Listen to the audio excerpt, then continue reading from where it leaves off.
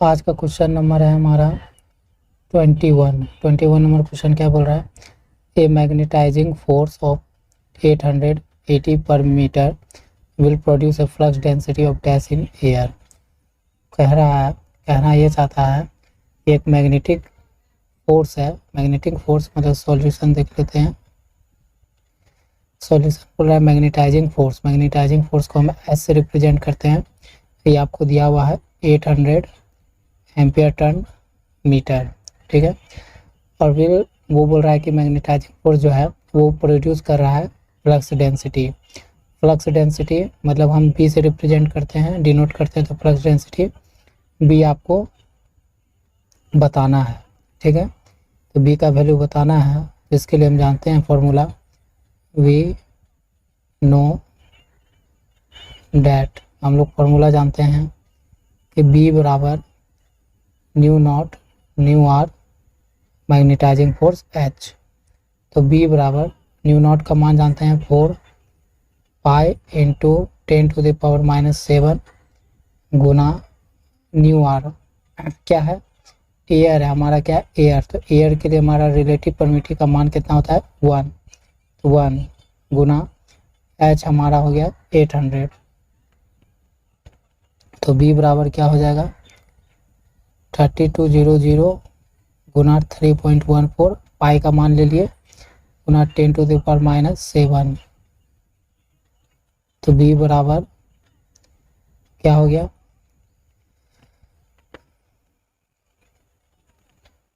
अगर हम इसका दशमलव उड़ा दे तो नीचे 2 जीरो आएगा, 2 जीरो से ये खत्म हो जाएगा।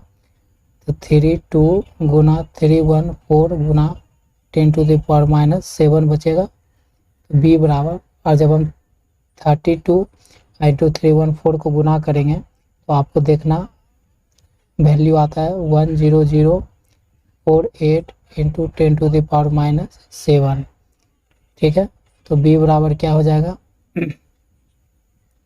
अगर हम इसमें से 0048 इंटू 10⁻³ और 4 जीरो क्या कर दे नीचे उतार दे तो ऊपर बचेगा -3 बचेगा, इतना आप जानते होंगे। और इसको डेसिमल में कन्वर्ट कर दे तो 4800.1 इंटू 10⁻³ मान होगा। अगर अप्रॉक्स में देखा जाए तो बी का जो ऑप्शन में हम लोग का वैल्यू है 1 मिली वेबर पर मीटर स्क्वायर, ये आपका आंसर है। और ये वैल्यू आ गया सॉल्व करने के बाद, ठीक है। तो ये आपका इस सवाल का जवाब हो गया कि आपको मैग्नेटाइजिंग फोर्स दिया हुआ था, उसे कितना फ्लक्स डेंसिटी प्रोड्यूस होगा एयर मीडियम में, वो आपको फॉर्मूला, इस फॉर्मूला को याद रखना था। इस फॉर्मूला से आपका ये निकल जाता, ठीक है। बस फॉर्मूला बेस्ड क्वेश्चन था। चलिए नेक्स्ट क्वेश्चन पर। अब हम लोग क्वेश्चन नंबर आ गए हैं 22 में। 22 नंबर क्वेश्चन क्या बोल रहा है, the saturation flux density for most magnetic material is about. ये आप बस इसको याद रख सकते हैं, इसमें करने लायक कुछ नहीं है, तो रिमेंबर याद रखना है कि द सैचुरेशन जो फ्लक्स डेंसिटी होता है मोस्ट मतलब अधिकतर मैग्नेटिक मटेरियल के जो सैचुरेशन फ्लक्स डेंसिटी होता है उसका मान कितना होता है, सैचुरेशन फ्लक्स डेंसिटी का मान होता है 2 वेबर पर मीटर स्क्वायर होता है। ये बस आप याद रख लो, ठीक है। तो चलिए नेक्स्ट क्वेश्चन पर। अब हम लोग क्वेश्चन नंबर आ गया 23 पर। 23 नंबर क्वेश्चन क्या बोलता है, hysteresis is the phenomena of dash in a magnetic circuit. Hysteresis वो फिनोमिना है मैग्नेटिक सर्किट में। कौन सा फिनोमिना है मैग्नेटिक सर्किट में, हाइस्टेरेसिस। तो देखिए हाइस्टेरेसिस क्या है, सॉल्यूशन देख लेते हैं। देखिए ये एक्स एक्सिस पे आपका मैग्नेटाइजिंग फोर्स हुआ ये, ठीक है, और ये वाई एक्सिस पे फ्लक्स डेंसिटी हुआ, ठीक है। तो हम जब ये ऑरिजिन हो गया, यहाँ से अगर हम हिस्टैरिसीस लूप जनरेट करें तो उसका कर्व कैसा आ जाता है, मैग्नेटिक मटेरियल के लिए कुछ ऐसा आ जाता है। ये आपका क्या हो गया, सैचुरेशन पॉइंट होगा, ठीक है, मान लेते हैं कहाँ 1।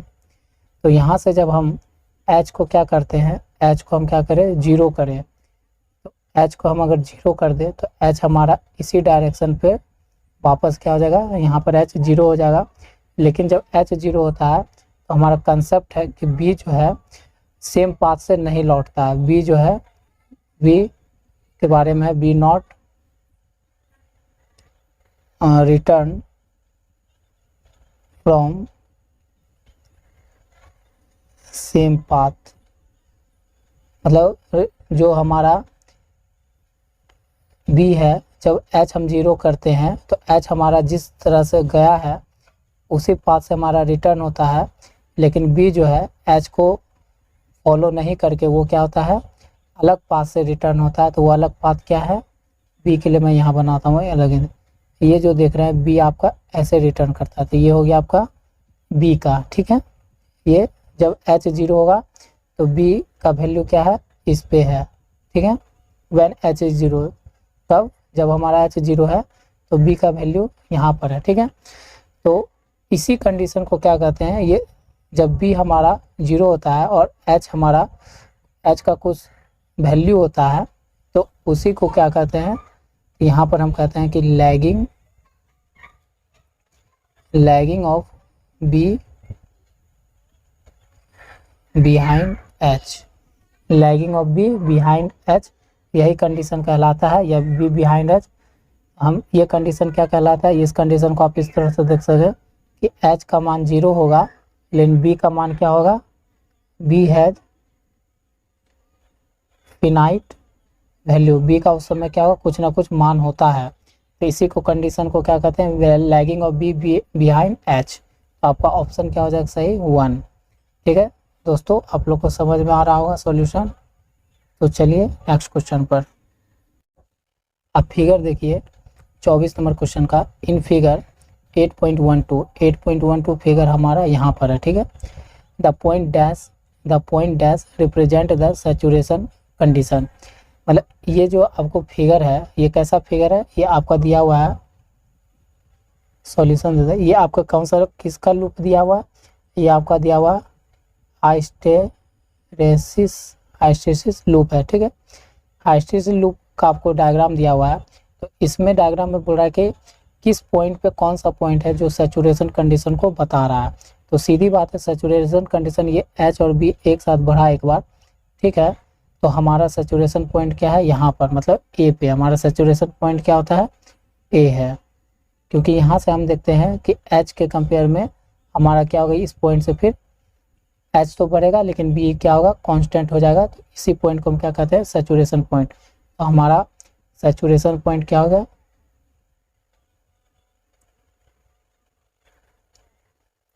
सैचुरेशन पॉइंट बोल सकते हैं कहाँ पर है, तो हमारा ए पे है, स्मॉल ए पे है, ठीक है। ऑप्शन नंबर क्या सही हो जाएगा, ऑप्शन 3। अब हम क्वेश्चन नंबर आ गए हैं 25 नंबर क्वेश्चन पर। 25 नंबर क्वेश्चन क्या बोल रहा है, in figure 8.13 dash represent the residual magnetism. मतलब वही सेम फिगर में आपको ले जाते हैं। ये देखिए फिगर है 8.13, इसी में आपको बताना है कि रिप्रेजेंट द रेसिडुअल मैग्नेटिज्म, कौन इसमें से तीनों ऑप्शन में कौन आपको रेसिडुअल मैग्नेटिज्म बता रहा है। तो रेसिडुअल मैग्नेटिज्म क्या होता है, तो देखिए रेसिडुअल मैग्नेटिज्म को पहले समझते हैं, ठीक है।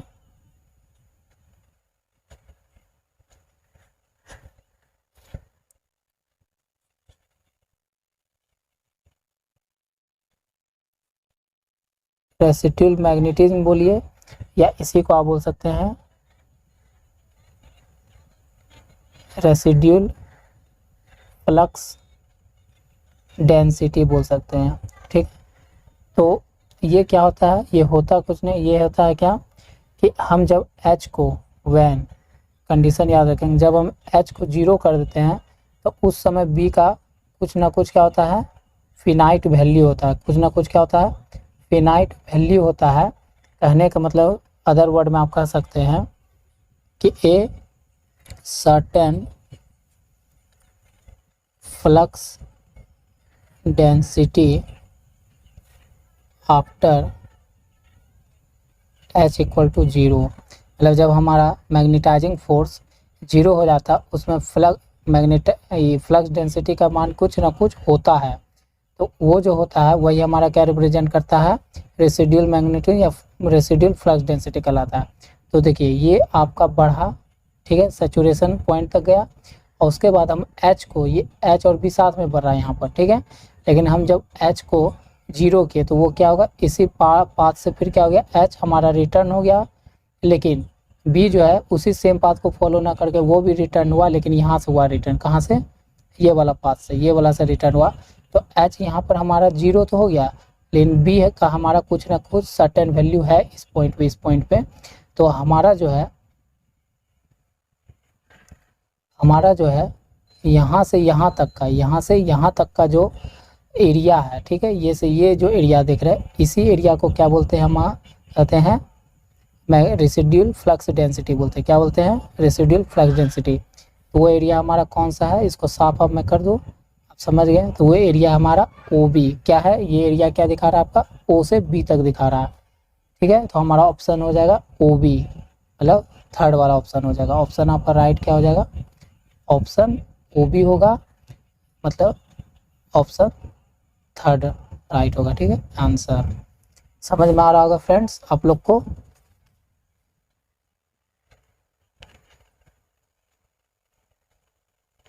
OB सही है।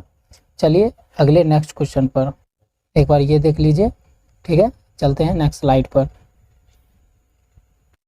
अब हम लोग क्वेश्चन नंबर आ गए हैं कितना पर, क्वेश्चन नंबर 26 पर। 26 नंबर क्वेश्चन क्या बोल रहा है, इन फिगर 8.13 OC क्या बोल रहा है, OC रिप्रेजेंट द डैश, मतलब फिगर जो है आपको फिगर पे ले जाते हैं 8.13 के फिगर पे। देखिए ये आपका 8.13 फिगर, तो अब यहाँ देखिए, तो हम आ गए फिगर 8.13 आपको फिगर दिखा रहा है। तो फिगर बोल रहा है, क्या बोल रहा था कि OC किस चीज़ को रिप्रेजेंट कर रहा है। तो OC कहाँ पर है, देखिए ये वाला है, यहाँ पर C है और यहाँ पर O है। ये जो दूरी है, ये दूरी क्या चीज़ रिप्रेजेंट कर रहा है, ये बताना है कि ये OC किसको बता रहा है, इस चारों ऑप्शन में किसको बता रहा है। तो हम आपको बता देते हैं, ये आपका बता रहा है किसको, कोअर्सिव फोर्स को बता रहा है। किसको बोलता है, कोअर्सिव फोर्स को बता रहा है, ठीक है। वो जो OC है, OC वो किसको रिप्रेजेंट कर रहा है, ऑप्शन 2 को, कोअर्सिव फोर्स को। कोअर्सिव फोर्स होता है क्या, अब इसको हम समझते हैं, ठीक है। कोअर्सिव फोर्स होता क्या है, कोअर्सिव फोर्स ये होता क्या है, इसको समझते हैं, ठीक है। इसको कहता है कोअर्सिव फोर्स कि the negative value of H, the negative value of H required, जरूरी पड़ता है, मतलब negative value of H required to reduce residual flux density, residual flux density to 0 is called coercive force. कहने का मतलब आप समझे दोस्तों, ये कहना ये चाहता आपसे कि जब हमको ज़रूरी पड़ता है कि फ्लक्स डेंसिटी, जब हमको फ्लक्स डेंसिटी का वैल्यू 0 करना है, ठीक है, तो उस केस में कि H का वैल्यू कैसा होना चाहिए, नेगेटिव वैल्यू रखना पड़ता है। H को किस में लाना पड़ता है, नेगेटिव में, तब हमारा जो रेसिड्यूल फ्लक्स डेंसिटी होता है वो हमारा क्या हो जाता है, 0 होता है। तो देखिए आपको ले चलते हैं ग्राफ पे, मतलब फिगर पे। तो देखिए यहाँ पर B है, इसको हमको क्या करना है, 0 करना है। B को क्या करना है, 0 करना है। तो हम क्या करेंगे, यहाँ पर देखिए, यहाँ पर जो है इस पॉइंट को हम कहाँ पर लाए हैं, B को हमको 0 करना है। तो H देखिए मेरा कहाँ पर है, H नेगेटिव में है। तो यहाँ से लेके यहाँ जो डिस्टेंस है, आपको मैं कलर चेंज कर बताता हूँ। B हमारा 0 हुआ, तो उसके लिए H को हम क्या किए, नेगेटिव किए। तो ये पॉइंट से जो ये पॉइंट है ना, ये वाला पॉइंट, ये C पॉइंट, ये O पॉइंट, यही वाला पॉइंट हमारा क्या कहलाता है, कोअर्सिव फोर्स कहलाता है। क्या कहलाता है, कोअर्सिव फोर्स, ठीक है। वह फोर्स जो B को 0 करने के लिए H को निगेटिव वैल्यू लेना पड़ता है, वो हमारा क्या कहलाता है, कोअर्सिव फोर्स कहलाता है। ठीक है, तो आपका ऑप्शन हो जाएगा थर्ड सेकेंड वाला, ठीक है, कोर्सिव फोर्स। चलिए नेक्स्ट क्वेश्चन पर। अब क्वेश्चन नंबर क्या है 27 क्वेश्चन बोलता है if a magnetic material is located with in A coil, बोलता है अगर एक मैग्नेटिक मटेरियल को लोकेट कर दिया रखा जाए किसमें, with in A coil through which alternating current 50 hertz frequency flow, बोलता है यदि एक magnetic material is located with in A coil through which उस कॉइल में क्या करे, हम एक अल्टरनेटिंग करंट फ्लो करवा दे, कितना हर्ट्ज से, तो 50 हर्ट्ज फ्रीक्वेंसी से flow, then hysteresis loop will be form every second, तो हाइस्टेरिसिस लूप कितने सेकेंड में, प्रत्येक कितने सेकेंड में बनेगा, तो सीधी बात है 50 हर्ट्ज पे एक मतलब साइकिल बनेगा, तो प्रत्येक हाइस्टेरिसिस लूप भी कितना बनेगा, 50 बनेगा, कितना बनेगा, 50 बनेगा, ठीक है। इसको तुरंत याद करना है, 50 हमारा हाइस्टेरिसिस लूप कितना बनेगा, नंबर में 50 बनेगा, ऑप्शन 1 आपका राइट हो गया, ठीक है। तो आज के लिए बस इतना है दोस्तों। आपको अगर मेरा वीडियो पसंद आता है तो प्लीज़ लाइक करें, कमेंट भी कर सकते हैं कि आपको वीडियो कैसा लगता है, हेल्पफुल है कि नहीं, और चैनल को वीडियो को शेयर कर सकते हैं अपने फ्रेंड्स में, और चैनल को प्लीज़ सब्सक्राइब करें, ठीक है friends. Thanks for watching my this video. फिर मिलते हैं आपसे नेक्स्ट वीडियो में।